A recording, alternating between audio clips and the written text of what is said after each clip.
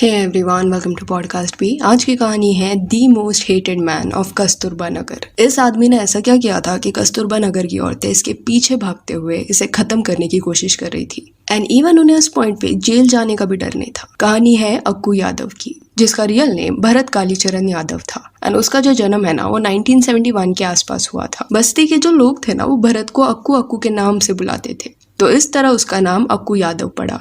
उसकी फैमिली का ना कैटल बिजनेस था, तो गाय का वगैरह वो ध्यान रखता, दूध निकालने का काम करता।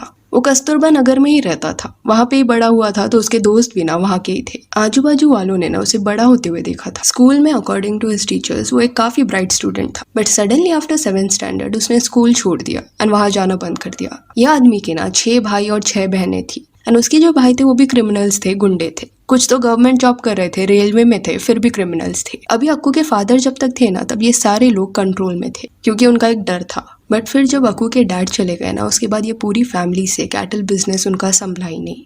कोई भी सीरियस होकर इसमें काम नहीं कर रहा था। काम पे जाना इन्होंने छोड़ दिया था, जिस वजह से इनको अपनी गाय वगैरह जो है ना वो बेचनी पड़ी। तो दे वर स्ट्रगलिंग अलॉट। जब अक्कू 17-18 ईयर्स का हुआ ना, यानी कि ये बात होगी 1990 की, तब वो क्रिमिनल बनने के रास्ते पे निकल गया। शुरुआत उसने चोरी से वगैरह की, किसके घर से चुपके से चीजें चुराना या किसको रात के वक्त ना चाकू दिखा के लूट लेना। उसके दोस्तों ने भी इनिशियली उसका काफी साथ दिया, तो उसके जो दोस्त थे ना वो भी उसी की तरह थे। इवन उसको जुआ खेलने की आदत थी। कस्तूरबा नगर में ना एक दिन पुलिस आ गई थी, यही लोगों को ढूंढते हुए जिनका नाम ऐसे क्राइम्स में आया था। तो पुलिस से छुपने के लिए ना कोई एक हस्बैंड वाइफ के घर में घुस गया एंड वो हस्बैंड के बाजू में जाके बैठ गया। अभी वो एरिया के सब लोग ना एक दूसरे को जानते थे, तो उस लेडी ने अक्कू को पूछा कि क्या पुलिस तुझे ढूंढ रही है। तो अक्कू ने उसको बोला कि हाँ ढूंढ रही है, बाहर जाके देखो ना कि वो चले गए कि नहीं। फिर उस लेडी ने बाहर देखा एंड बोला कि हाँ चले गए। फिर अक्कू एंड उसके जो दोस्त थे ना वो उस घर से चले गए। पर उनके जाने के बाद उस लेडी ने नोटिस किया दैट टीवी के ऊपर ना उसके हस्बैंड की वॉच रखी हुई थी, बट अभी वो नहीं थी एंड वो वॉच ना फिर उन्हें कभी घर में मिली ही नहीं। जिस वजह से कुछ दिन बाद जब उसके सामने अक्कू फिर से आया, तब उसने डायरेक्टली उसको पूछ लिया कि उस दिन जब तू घर पे आया था उसके बाद हमारी वॉच जो है वो गायब हो गई। एंड ये सुन के अक्कू का जवाब ये था कि क्या बोल रहे हो, मुझ पे चोरी का आरोप डाल रहे हो। जिसके बाद अक्कू ने उस लेडी को तो कुछ नहीं किया, बट वो सीधा गया उसके हस्बैंड के सामने जो घर के बाहर खड़ा था और उसको जोर से एक थप्पड़ मारा। फिर मुड़ के उसके वाइफ को बोला कि चोर नहीं बोलना चाहिए था। जिसके बाद अक्कू और उसके दोस्तों ने ना मिलके उस आदमी को काफी मारा एंड ये जब उसकी वाइफ देख रही थी ना तब गुस्से से वो शिवर कर रही थी, पर कुछ कर नहीं पाई। ये इंसिडेंट के बाद वो लेडी के मन में एक बात बैठ गई कि मेरा पति बेचारा है कि उसको कुछ बोलता नहीं, पर उसका इस तरह सबने अपमान किया है। एंड सिर्फ ये लेडी की फैमिली के साथ नहीं हुआ था, धीरे धीरे करके पूरी बस्ती के लोग ना अक्कू यादव से परेशान हो गए थे। कभी किसके घर में जबरदस्ती घुस के वो चोरी कर लेता। कोई आदमी अगर केरोसिन लेने के लिए जा रहा होता तो उनका पैसा छीन लेता एंड फिर पैसा ना होने की वजह से वो केरोसिन नहीं ले पाते, खाना नहीं बना पाते अपने घर में एंड भूखे पेट सो जाते। अगर किसकी छोटी सी दुकान है तो उनके दुकान का सारा सामान वो टेम्पो में डाल के बेच देता। कई लोगों की जिंदगियां ना अक्कू की ये चोरी की वजह से अफेक्ट हो रही थी। ऊपर से वो लोगों से पैसे भी डिमांड करने लगा कि तुम जो घरों में जाके काम करते हो जाके उनसे और पैसा मांगो। लोगों के मन में ना डर बैठ गया था। इस वजह से शाम के वक्त ना उन्होंने घर से निकलना बंद कर दिया, क्योंकि रात के वक्त अक्कू एंड उसके जो दोस्त थे ना वो बस्ती के बीच बैठ के जुआ खेलते एंड आसपास से अगर कोई उनके तभी गुजरता तो उनको परेशान करते। हाल इतना बुरा था कि घर में लोगों के तभी टॉयलेट्स नहीं थे, कॉमन टॉयलेट था बाहर, और ये लोग अक्कू के डर से ना वो टॉयलेट यूज भी नहीं कर पाते थे, क्योंकि उनको रात को बाहर नहीं जाना रहता एंड जब कंट्रोल नहीं होता तो अंदर ही टॉयलेट कर लेते। देन उसी एरिया में ना एक लेडी रहती थी जिसका नाम आशा भगत था। वो शराब बेचती थी एंड वो एक ऐसी पर्सन थी बस्ती में जो अक्कू से ना डरती नहीं थी, उल्टा अक्कू पे चिल्ला देती थी। वो अगर किसको मार रहा होता या तंग कर रहा रहता तो उसको रोकती। और ये आशा भगत इसलिए कर पाती बिकॉज वो खुद कई क्रिमिनल्स को जानती थी। क्योंकि वो शराब बेचती थी तो उसके घर में ना कई गुंडे आते थे एंड आशा भगत का टोकना ना अक्कू को बिल्कुल नहीं पसंद था। अक्कू यादव से कई लोग परेशान हो गए थे बस्ती में, तो एक बार कुछ गुंडों ने ना उस पर हमला भी कर दिया था। उसे चाकू वगैरह से मारा था, पर जैसे जैसे करके वो वहां से भागा एंड खुद को उसने बचा लिया। वो हमले की वजह से अक्कू का काफी ज्यादा खून चला गया, जिस वजह से उसे खून की जरूरत थी एंड उसका एक दोस्त था जिसने हॉस्पिटल में जाके अक्कू को खून दिया। और ये चीज इसलिए हाईलाइटेड है क्योंकि आगे जाके यही दोस्त को ना अक्कू ने गुस्से में आके मार दिया। इन दोनों के बीच में छोटा मोटा आर्ग्यूमेंट हो रहा था, बट आर्ग्यूमेंट के बाद गुस्से में अक्कू अपने घर चला गया, चाकू लेके आया एंड जिस दोस्त ने उसकी जान बचाई थी उसको मार दिया। और एक बार किसको मार देने के बाद ना अक्कू में एक पागलपन सवार हो गया था। उसका एटीट्यूड ऐसा था कि अभी कोई भी उसके रास्ते में आ जाए वो मार देगा। आशा भगत का टोकना ना उसे पसंद नहीं था, तो एक दिन उसने प्लान बनाया कि वो उसको भी मार देगा और उसने वैसा किया भी। अभी ये सब क्राइम्स के बाद ना अक्कू जेल तो जाता, पर जेल में ना पुलिस वाले भी उसकी खातिरदारी करते बिकॉज वो उनको रिश्वत देता। उसे अगर दारू चाहिए, अच्छा खाना चाहिए तो सब लाके देते। कहीं ना कहीं पुलिस भी अपना काम नहीं कर रही थी, वो कस्तूरबा नगर के लोगों को प्रोटेक्शन नहीं दे पा रही थी। और जब भी अक्कू के अगेंस्ट ट्रायल होता तब कोर्ट में ना कोई भी विटनेस नहीं आता, कोई भी गवाही देने के लिए रेडी ही नहीं रहता, और अगर कोई आया भी तो कुछ बोल नहीं पाते, जिस वजह से अक्कू जेल से ना हर कुछ महीने बाद छूट जाता एंड वापस बस्ती में आके लोगों को परेशान करने लग जाता। अभी अक्कू जो है ना वो और ज्यादा मेस्ड अप चीजें करने लगा। उसकी बस्ती में एक लेडी उसको बहुत पसंद आई थी, but she was married. Akku still wanted her. तो एक दिन उसने क्या किया कि वो डायरेक्टली उनके घर में चला गया एंड उसके पति को बोला कि उसको उसकी वाइफ से बात करनी है। This was really weird and उसके हस्बैंड ने बोला कि वो उसके सामने बात कर सकता है, जिसके बाद अक्कू ने जबरदस्ती हस्बैंड को ना बाहर के टॉयलेट में लॉक कर दिया एंड वाइफ का हाथ खींच के कहीं तो लेके जाने लगा। वाइफ चिल्लाती रही कि उसे नहीं जाना, बट अक्कू यादव सुनने के लिए रेडी नहीं था। वो उसको एक सुनसान एरिया में लेके गया एंड वहां पे जाके जबरदस्ती किया, जिसके बाद उसने उस लेडी को बोला कि अभी तो हो गया, मैं तुझसे शादी करने के लिए भी तैयार हूँ, चल शादी करते हैं। एंड वाइफ वाज लाइक कि मेरा हस्बैंड काफी अच्छा है, मैं उसको छोड़ के तेरे जैसे गंदे इंसान के साथ नहीं रहूंगी।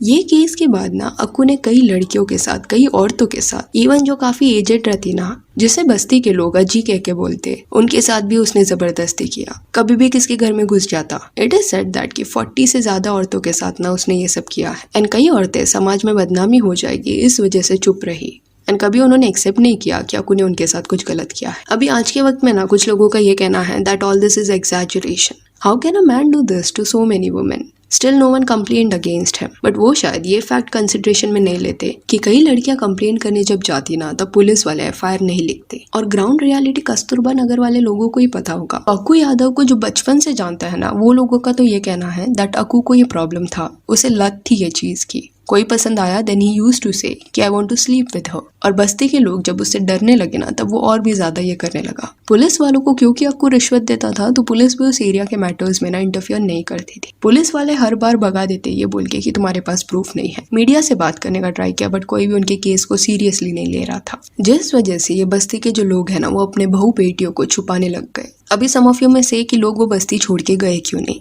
तो कुछ फैमिलीज ना वो एरिया छोड़ के गई, but you have to also understand this कि सबका कंडीशन अच्छा नहीं था उधर। सडनली सब कुछ छोड़ के दूसरी जगह पे जाके घर ढूंढना, ये सारे एक्सपेंसेस वो बेयर नहीं कर पा रहे थे। इसी वजह से कई लोगों ने अपनी बेटियों की कम उम्र में ही शादी कर दी सो दैट एटलीस्ट वो वहां से निकल जाए। इतना खौफ था लोगों के मन में अक्कू यादव एंड उसके गैंग का, और धीरे धीरे करके ये जो डर था ना वो गुस्से में बदल रहा था। ऑलमोस्ट 13 साल से ना कस्तूरबा नगर के लोग ये आदमी को झेल रहे थे। अभी साल हो रहा था 2004 का, महीना था अगस्त का। उस बस्ती में उषा नाम की एक लड़की थी जो होटल मैनेजमेंट का कोर्स करती। आते जाते अक्कू ने उसका गैंग ना उसको छेड़ता रहता। एक रात वो अपने घर में सोई हुई थी, तब उसे कुछ आवाजें सुनाई थी। बाहर जाने की उसमें हिम्मत नहीं थी, पर घर वालों ने ना अपने घर का एक ईंट लूज करके रखा था, तो उषा ने वो ईंट निकाला और बाहर देखने लग गई। देखने पे उसे पता चला कि पास के घर के बाहर ना अक्कू एंड उसके साथ 12-15 लोग जमा हो गए थे एंड घर के अंदर एक लड़की थी और ये लोग एक एक करके उस लड़की के घर में जा रहे थे। उसके साथ जबरदस्ती हो रहा था, बट बस्ती वाले बिल्कुल घर से बाहर नहीं निकले उसकी मदद करने के लिए। अगले दिन जब वो लड़की उषा से मिली तब रो रो के उषा को पूछ रही थी कि अभी वो क्या करे, किससे मदद मांगे। तब उषा ने उसे बोला कि चल पुलिस वालों के पास जाते हैं। फिर दोनों लड़कियां ना कंप्लेंट लिखाने के लिए गई,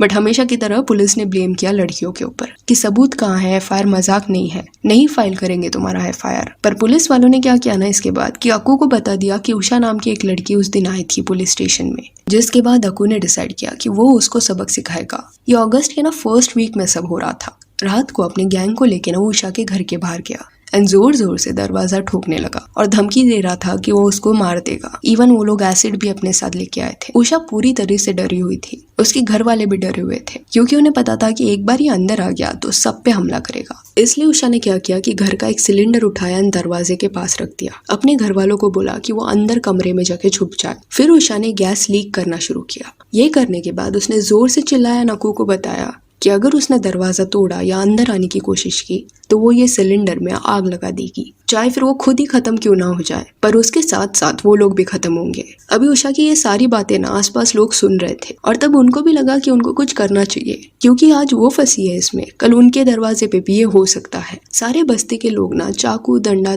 पत्थर लेके अपने घर से बाहर आए और ये भी बोला जाता है कि किसको इतना भी मत डराओ कि डर ही खत्म हो जाए। और वही हुआ उस दिन। बस्ती वाले इतना परेशान थे अक्कू से, कोई उनकी मदद नहीं कर रहा था, तो उन्होंने सोचा वो खुद अभी उसको खत्म कर देंगे। इतनी सारी भीड़ देख के ना अक्कू उषा के घर के बाहर से भाग गया एंड कहीं तो जाके छुप गया। ऑलमोस्ट 2 या 3 दिन तक ये बस्ती वाले ना उसे ढूंढते रहे एंड लोगों का गुस्सा देख के अक्कू ने खुद से जाके पुलिस के सामने सरेंडर कर दिया। उसका प्लान था कि वो जेल जाके आराम करेगा क्योंकि उसे वहाँ पे ना वैसा ट्रीटमेंट मिलता था और उसने सोच लिया था कि कुछ महीने बाद वो रिहा हो जाएगा, तब तक बस्ती के लोग शांत हो जाएंगे और वो फिर से उनको परेशान करेगा। ये इंटेंशन से वो पुलिस के पास गया था, पर बस्ती वाले अभी रुकने नहीं वाले थे। उन्होंने एक मीटिंग रखी एंड वहाँ पे ये डिसाइड किया कि अभी नहीं करेंगे तो ये फिर से आएगा एंड परेशान करेगा। जिसके बाद उन्होंने इन्फॉर्मेशन निकाला कि उसका कोर्ट डेट कब है एंड कहीं से तो ये लोगों को समझ गया कि 13 अगस्त 2004 को कोर्ट में ना अक्कू पेश होने वाला है। जिसके बाद ऑलमोस्ट 100 से भी ज्यादा लोग उस दिन पे कोर्ट के बाहर खड़े हो गए थे।